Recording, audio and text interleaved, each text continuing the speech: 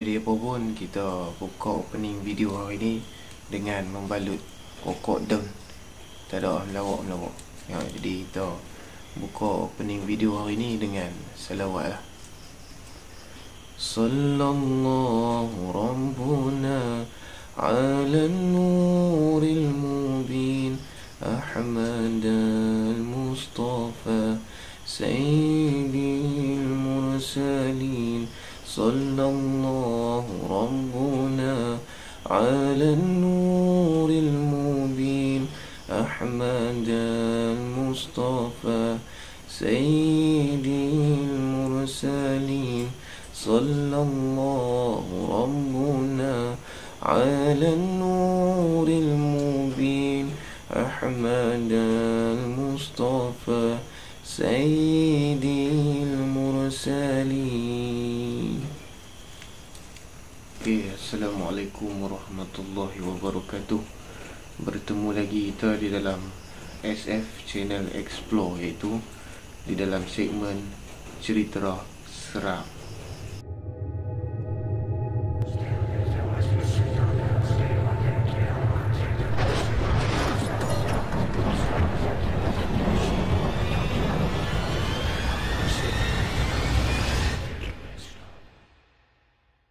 Jadi kisah yang kita nak kongsikan hari ini kepada anda semua merupakan sebuah kisah sambungan daripada cerita daripada Aman Jengga yang dipetik daripada Facebook dan ditulis oleh Aman Jengga. Dan sebenarnya sebelum ni saya dah pernah ceritakan mengenai cerita ni yang bertajuk Rumah Siap Masjid. Jadi anda boleh tengoklah dekat description, ada part 1, part kedua, dan yang kita nak cerita malam ni ialah part yang ketiga. Jadi sebenarnya dah banyak hari lah Aman Jengga ni update pasal story Rumah Siap Masjid ni, part yang ketiga ni. Kita baru ada masa untuk menceritakan part yang ketiga tu pada hari ni.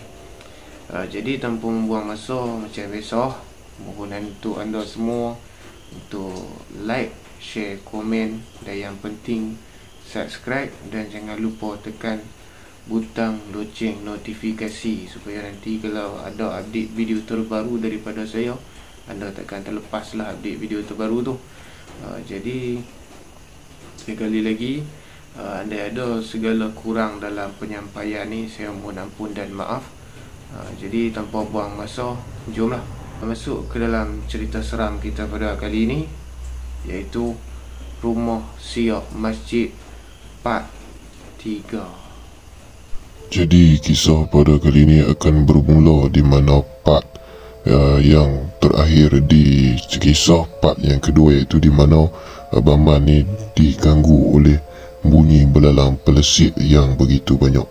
Jadi untuk anda mudah faham, maka pastikan anda menonton di antara part 1 dan juga part 2. Jadi Abang Man pun tak pasti sama ada gangguan belalang pelesit itu dapat dia atasi ataupun tidak. Sebabnya belum apa-apa, Abang Man telah tertidur di atas sejadah. Balik dari pasar, Abang Man terus mandi dan tidur sekejap. Lelah malam tadi tidur dia terganggu oleh banyaknya bunyi bising belalang pelesit.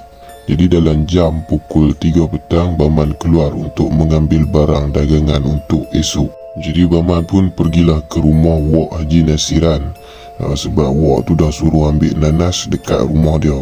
Jadi Abang Man ni dia suka berurusan dengan Wak Nasiran sebab orangnya boleh kurang lebih. Jadi nanas gondol betik dia pun besar-besar.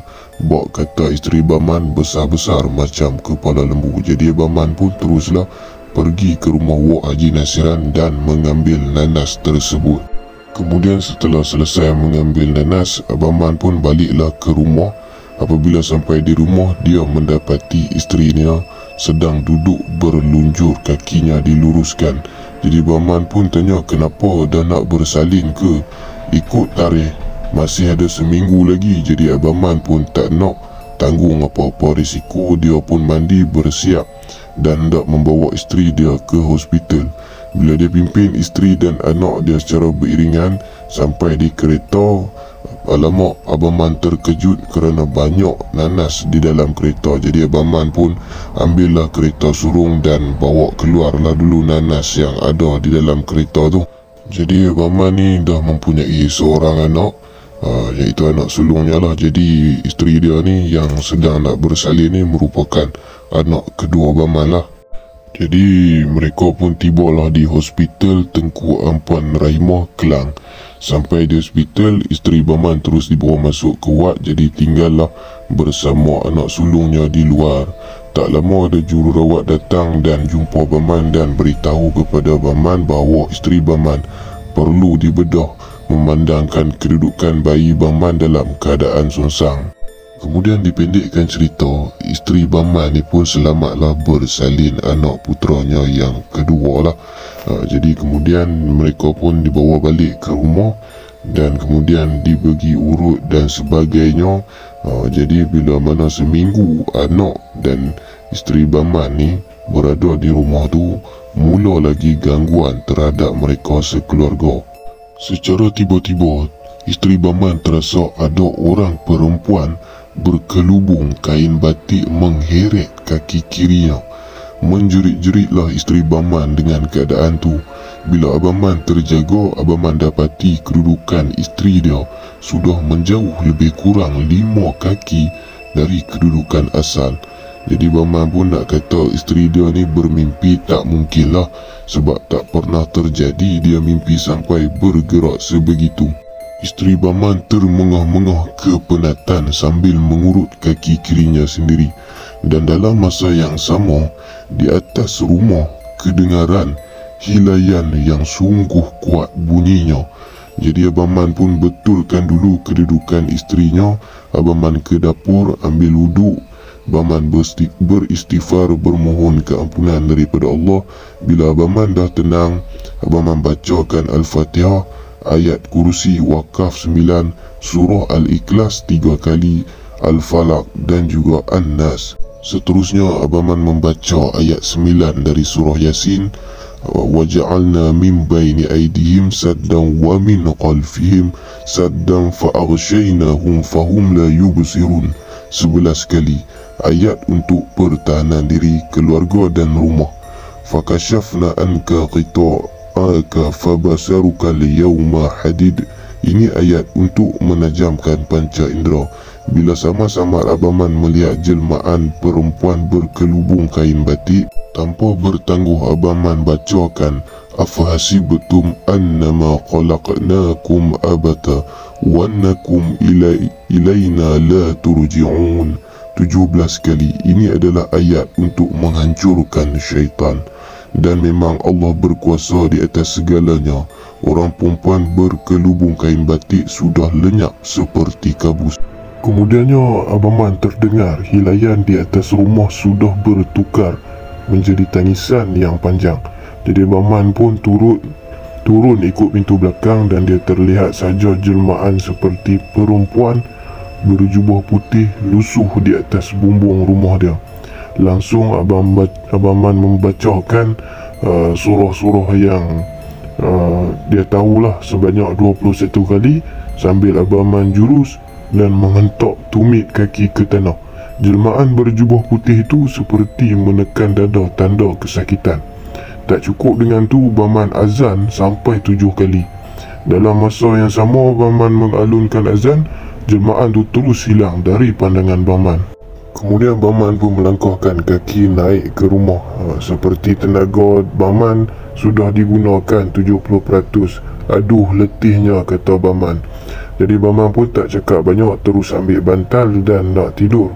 Baru saja Abang Man nak lelap, isteri Abang Man mengejutkan Abang Man. Bang, bunyi apa tu? Abang Man sedang mamai cuba mengamati suara apakah itu. Bukan bunyi belalang pelesit, bunyinya lebih kasar dari itu. Bersahut-sahutan di luar rumah Abang Man. Itu bunyi belalang kerek, kata Abang Man. Kat tempat lain, Abang Man tak tahulah nama belalang ni dia lebih besar dari belalang biasa. Mungkin bersamaan besarnya macam belalang kunyit, tapi kepaknya besar dan boleh bertukar warna hijau atau coklat ikut keadaan persekitaran. Belalang ni juga datang dalam jumlah yang banyak seperti mana belalang pelesit yang datang mengganggu sebelum ni. Kemudian Baman pun terus keluar dan turun dari rumah dan membacakan ayat kursi hingga 113 kali, sehingga belalang tersebut terus berlanggar sesama sendiri. Jadi Baman pun hairanlah macam mana belalang-belalang tu boleh datang serentak ke rumah, seperti ada yang menghantar atau membawanya ke rumah Baman. Dan malam tu pun sehingga ke subuh, boleh dikatakan Baman bertempur dengan syaitan. Macam ni memang kena ponting pasar lah hari ni, kata Baman. Takut nanti tersasar daripada jalan pula akibat keletihan. Kemudian pada keesokan hari, mak Baman pun datang membawa pokok bunga ros, batang bunga kertas dan batang pokok limau kasturi untuk diletak di bawah tempat isteri Baman tidur. Sebab batang-batang pokok tu semuanya berduri, tujuannya untuk memerangkap apa-apa syaitan yang hendak mengganggu orang perempuan yang dalam pantang. Hari dan malam tu tiada gangguan, sampailah suatu hari isteri Baman ni dia tak boleh berjalan seperti biasa. Jalannya perlahan-lahan, ialah baru lepas buat pembedahan, jadi perjalanan akan jadi lambat. Jadi Baman dukung bayi dan pimpin anak sulung Baman jalan laju-laju. Isteri jalan lambat, jadi Baman tinggal dulu dan buka pintu. Baman bawa masuk kedua-dua anak ke dalam rumah dan kemudian turun semula untuk mendapatkan isterinya. Semasa Baman menuju ke isterinya, Baman terlihat dia sedang berdiri tegak tak bergerak sambil tangannya menunjuk ke satu arah. Yang ditunjukkan adalah di bawah sebatang pokok kelapa saka yang ada di sebelah rumah Baman, beranggaran dalam 30 meter lah dari rumah Baman. Benda yang berupa orang yang berkafan sedang duduk mencangkung merenung isteri Baman. Dia terapung lebih kurang 3 kaki dari tanah. Wajahnya tidak kami nampak disebabkan agak jauh, walaupun cahaya lampu limpas tu menyorot ke situ. Dah, jom, jangan dilayan benda tu, biar nanti abang kerjakan dia, kata Baman. Kemudian abang Man terus menarik tangan isterinya dan isterinya naik ke rumah dan Baman menyuruh isteri Baman untuk terus menutup pintu. Dalam jam sekitar 1 pagi, Abang Man pun masuk tidur. Sayup-sayup terdengar bunyi burung gogok beluk jauh di hujung kebun. Gogok beluk ni adalah burung hantu yang besarnya macam itik. Jadi dalam masa sekejap saja burung hantu tu bertambah dari seekor ke banyak ekor. Rasanya dalam 13 ekor di keliling rumah Baman. Dahlah burung ni kalau berbunyi di hujung kebun pun masih kuat bunyi dia. Ini kan pula di tepi rumah. Kami yang dalam keadaan sangat terganggu cuba mententeramkan diri, kata Baman. Jadi Baman tahu kali ni gangguan, dugaan dan kejahatannya lebih besar dari sebelum ni. Kemudian Baman pun terus ke dapur untuk mengambil wuduk dan menunaikan solat tahajud. Selepas selesai berzikir, bunyi burung hantu tadi semakin rancak dan memeningkan. Jadi Baman pun keluar dari rumah, kali ini ikut pintu depan. Rumah ini insya-Allah tiada syaitan boleh masuk lagi. Sudah Baman pagar dengan Yasin 7 mubin bersama campuran garam kasar, lada hitam dan kacang hijau. Bila sampai ke tanah, memang Baman lihat banyak sungguh burung hantu tadi di sekeliling rumahnya. Tak larat nak mengiranya, mungkin lebih dari yang Baman sebutkan awal tadi. Di atas tadi sudah Baman pagar diri keluarga dan rumah. Kemudian Baman pun teruslah membaca surah-surah suci Al-Quran. Dan pada masa ni ada seekor 2 burung hantu tu yang cuba hendak menyerang Baman. Tapi tak sampai pun. Baman bacakan Bismillah 5 hingga 3 kali. Baman sambung dengan Bismillah 6. Dan pada masa ni Baman dengar burung-burung itu suaranya seperti tercekik. Ada beberapa ekor burung menggelupur dan jatuh di dalam pokok. Di dalam balam cahaya dapat Baman lihat pembawa burung-burung ini menjelma di hadapan Baman. Menjelma pun dia berbentuk manusia tapi bertanduk satu, sama tinggi dengan rumah Baman. Cukup, jangan bacakan lagi, tersiksa kami, rayu jelmaan itu dengan suara tenggelam di halkum. Baman tidak hiraukan jelmaan tersebut sebab syaitan suka berpura-pura. Sebelum dia menyerang Baman, baik Baman serang dia dulu secara berterusan. Baman terus berzikir, mantapkan di dalam hati hingga terasa tanah, pokok, batu ikut sama berzikir. La ilaha illallah, terus Baman ulangi berulang-ulang. Jelmaan itu memekap telinganya sendiri, tanda dia menanggung siksa. Kemudian Baman sambung zikir Baman kepada zikir Asmaul Husna pula. Ya Allah, Ya Rahman, Ya Rahim, Ya Malik, Ya Qudus, Ya Salam, Ya Mu'min, Ya Muhaimin, Ya Aziz, Ya Jabbar, Ya Mutakabbir, Ya Khaliq 99 kali. Kemudian Abang Man membuat isyarat membelah dengan tangannya ke jelmaan pembawa tersebut. Maka dengan izin Allah, jelmaan itu terbelah dari kepala hingga ke kelangkang. Dan dia cuba mencantumkan badannya kembali, tapi Abang Man teruskan dengan bacaan 7 salam. Salamun qawlan min Rabbir Rahim, Salamun ala Ibrahim, Salamun ala Nuhin fil alamin. Semuanya sudah hancur termasuk burung hantu yang banyak tu. Bulu burung pun banyak berterabur. Kemudian bila terasa keadaan sudah tenang, Abang Man pun memberi salam dan terus naik ke rumah. Kemudian sedang tidur, mak dan Abah Abang Man ni datanglah ke rumah Abang Man dan terus menyuruh Abang Man untuk berkemas cepat dan pindah balik ke rumah mak Abang Man. Mak Abang Man menyuarakan suruhan pada keluarga Abang Man. Jadi jawab Abang Man, tak mahulah mak, kita orang seronok kat sini. Abang Man membangkang. Ibu Abang Man pun menjawab, kau ingat mak tak tahu anak bini dan anak-anak kau dikacau setan lagi, kata mak Abang Man.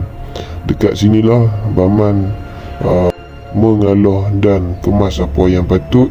Kemudian mak membawa isteri Abang Man dan anak-anak Abang Man dulu balik. Dan kemudian tinggallah rumah siap masjid itu kosong kembali.